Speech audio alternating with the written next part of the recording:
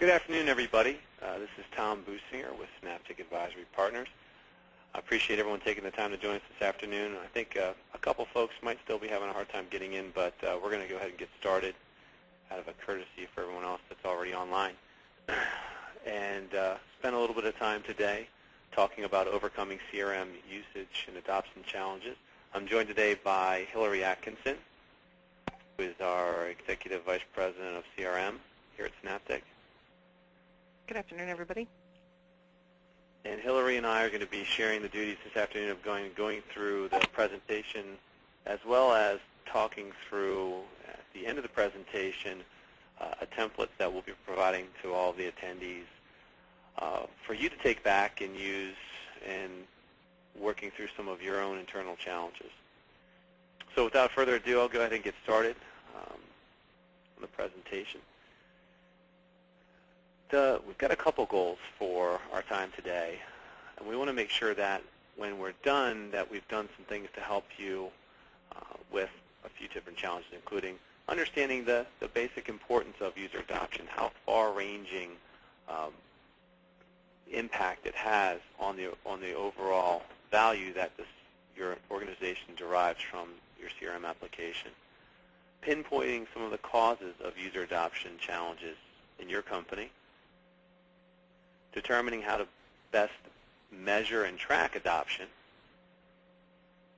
identifying some incentives and disincentives to help boost your overall adoption rate, and lastly, developing a roadmap specifically for your organization that will address each of those four areas and help you guys deliver some real meaningful results on average. If we look at clients that we work with, over 10% within 30 days or so increase in user adoption.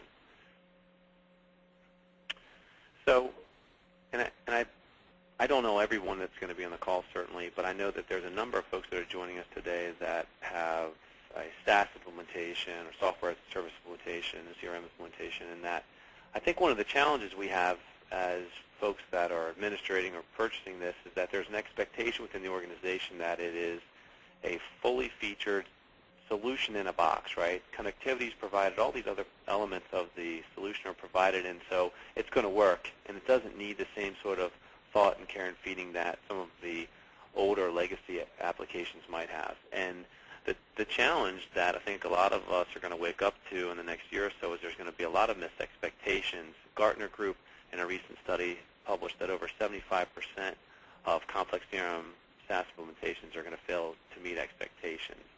And I think it's important for everyone to focus back on what kind of the critical element there, which is we have to have accurate, timely data in the system. There's so much of what we do or we expect to do with our system is dependent on that, right? So being able to and these are all fundamental things, and when we're doing an evaluation of a CRM system, we look at, being able to prioritize our resources, developing meaningful forecasts, identifying, pursuing, and then closing new opportunities, collaborating amongst different teams, and then producing reports that the executive team can use to effectively manage their business.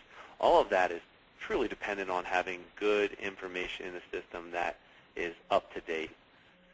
And this is a little bit of an oversimplification, but frankly, making sure we have educated users, they know what's expected of them, when it's expected, and how to use the system.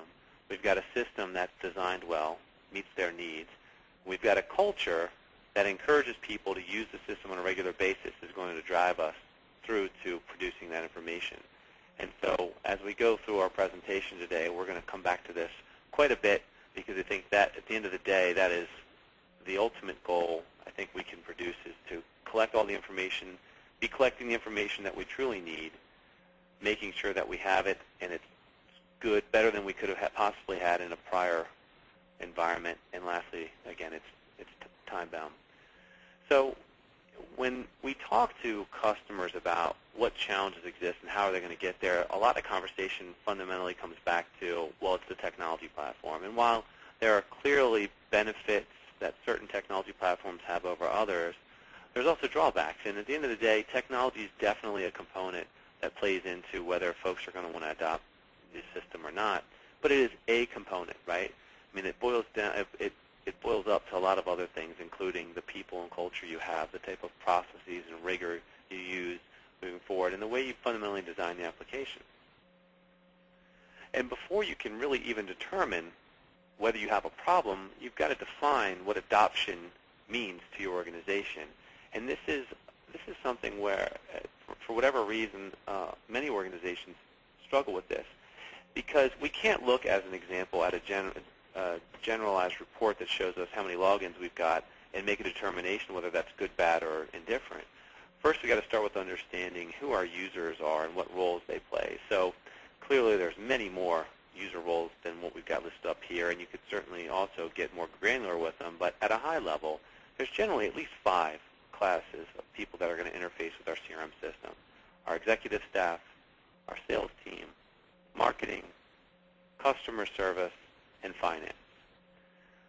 And it is so important that we understand what each of those user groups look like, and for each of them understand, okay, what is the purpose? What purpose does the CRM system serve for them? So as an example, for a customer service representative, it's pretty straightforward. It's going to help them deal with trouble tickets, look up information rapidly, probably have some answers to some questions. For a sales individual, it's going to help them identify new opportunities, give them the tools they need to move through and close that, communicate with the rest of the team that they have to engage to help prosecute that business, and ultimately bring it to closure. What goals do we have for each of those user groups? So as an example, I may say, as an executive that's making purchasing decision around CRM, that one of the goals I want to have is I can see that we're losing too many opportunities based on price, and that I want to make sure that we've got better data earlier in the sales cycle around competitors, and also touch points with the decision makers, buying decision makers, around our value proposition, because I want to combat that. Or for customer service, there might be a certain part of an application that we see people aren't really utilizing. If they were, we think we might have some more upgrade opportunities, or that we could deal with more technical, reduce the number of technical service calls. So I might want to monitor those things and say, I want to incent our customer service agents to be asking more questions, be pulling more information on a regular basis. What value, additive value, are we providing to each of these user groups, right? So for the salesperson, perhaps I'm giving them access to new social media technology they didn't have before, or a consolidated place to go and do their research where they had to go out to 4 different websites before. I'm making their job easier, faster, more efficient.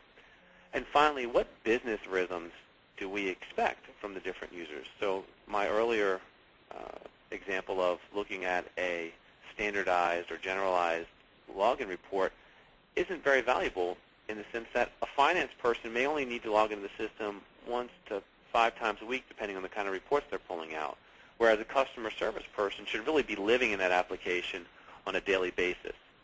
So we need to understand what we expect from each of those folks, and then we can start to make some determinations around whether people are really using the system or not.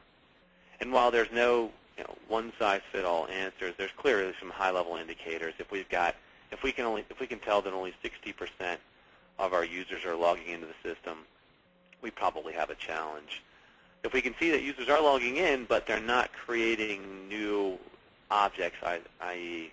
new activities, new call tickets, new opportunities, we know that we've got a problem. People may be in the system, but not really leveraging the value that it presents. If we see that people are still going back to legacy systems, an older version of a CRM environment, or they're working outside the system to other Excel spreadsheets, or they're putting together reports and doing things in places they shouldn't, pretty clear indicator.